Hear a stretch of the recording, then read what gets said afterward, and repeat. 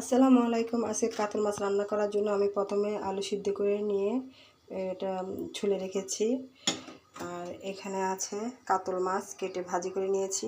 এখন আমি চুলায় ব্লেন্ডার করে রেখেছি পেঁয়াজ, রসুন, জিরা, ধনিয়া এগুলো একসাথে করে ফেলেছি।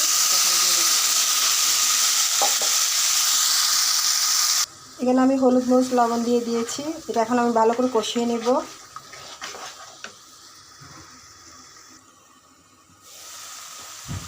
আমার মশলাটা কষানো হয়ে গিয়েছে। এখন এর মধ্যে আমি ফ্রিজে রেখে দিয়েছিলাম টমেটো, সেটা এখন দিয়ে দিচ্ছি।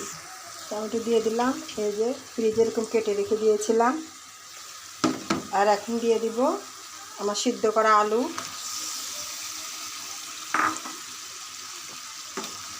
আমার আসলে ভিডিও করার স্ট্যান্ডটা ভেঙে গিয়েছে, ওই জন্য হাতে করে করে করা লাগে, এই জন্য কষ্ট হয়। তো এটা একটু হালকা কষিয়ে পানি দিয়ে দেবো। এখন আমি ঝোল দিয়ে দেবো।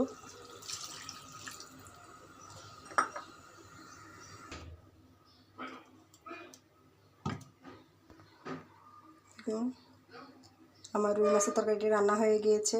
আমার রান্নাটা যদি আপনার ভালো লেগে থাকে আমাকে ভালোবাসা দেবেন, আমরা একে অপরকে এগিয়ে নিয়ে যাব, এটাই।